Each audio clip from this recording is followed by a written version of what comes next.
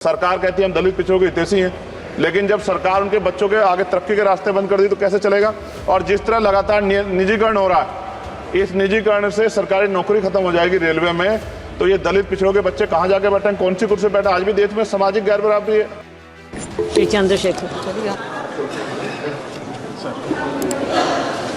माननीय सभापति महोदया जी, मैं सर्वप्रथम तो आपका धन्यवाद करता हूं कि आपने मुझे रेलवे संशोधन विधेयक 2024 पे अपनी बात रखने का मौका दिया।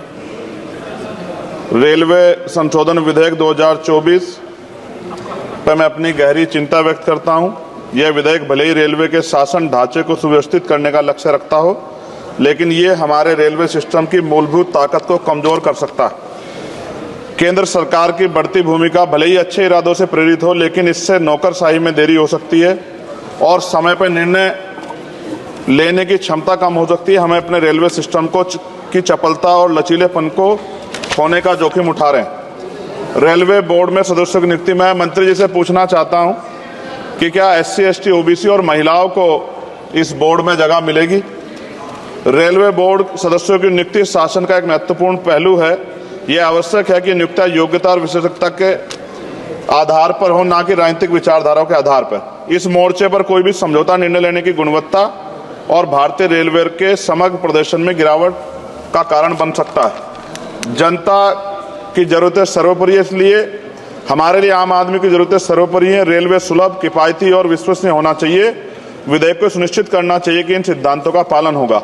हालांकि विधेयक का उद्देश्य अच्छा हो सकता है, लेकिन इससे संभावित परिणाम दूरगामी है। हमें सावधानीपूर्वक आगे बढ़ना चाहिए और सुनिश्चित करना चाहिए कि सुधार रेलवे के मूल तत्वों को कमजोर ना करें। साथ साथ सभापति महोदया, जिस लोकसभा क्षेत्र से मैं आता हूं नगीना, वो बहुत पिछड़ा हुआ क्षेत्र है।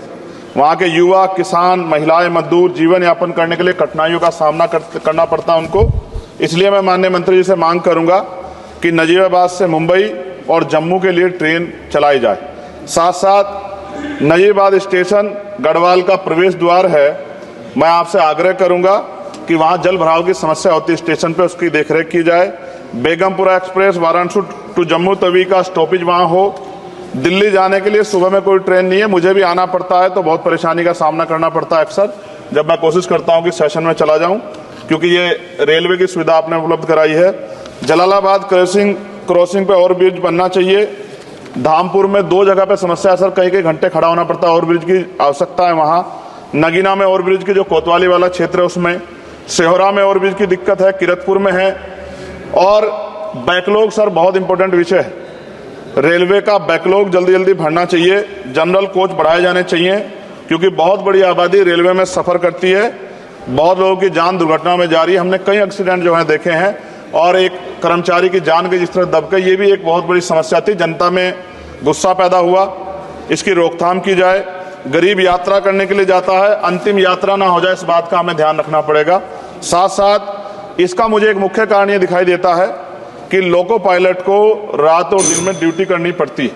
मैं खत्म कर रहा हूं। रात की ड्यूटी कठिन है, उसके बाद पर्याप्त आराम चाहिए। इस संबंध में HPC का सुझाव भी था कि लोको पायलट के लिए 2 रात्रि बाद ड्यूटी का आदेश हो, तो ये इस पे अमल नहीं किया गया, जिसके कारण उनकी आंख लग जाती है और कई बार दुर्घटना होती है। हजारों लोगों की जिंदगी से खिलवाड़ नहीं होना चाहिए। कोरोना काल में बंद गई ट्रेन पुनः चालू की जाए, और SC, ST, OBC के बच्चों को जो पहले पास मिलते थे, जब कई कंपटीशन की तैयारी के लिए वो पेपर देने जाते थे, मिलते तो बंद कर दिए। सरकार कहती है हम दलित पिछड़ों के हितैषी हैं, लेकिन जब सरकार उनके बच्चों के आगे तरक्की के रास्ते बंद कर दी तो कैसे चलेगा।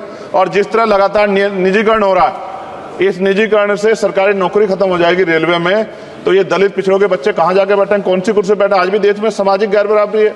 तो मैं इसलिए मंत्री से मांग करता हूं कि आपने नजीबाबाद में वंदे भारत का स्टॉपेज दिया, इसके लिए मैं आपका धन्यवाद करता हूं। लेकिन ये भी, इसके अलावा हमने कई मांग उठाई थी, लेकिन उन पर कोई कार्रवाई नहीं हुई। तो मंत्री जी, पार्टी से अलग हटके आप सोचें कि उस क्षेत्र का भी तरक्की होनी चाहिए। ये भी आपके अधिकार क्षेत्र का मामला है।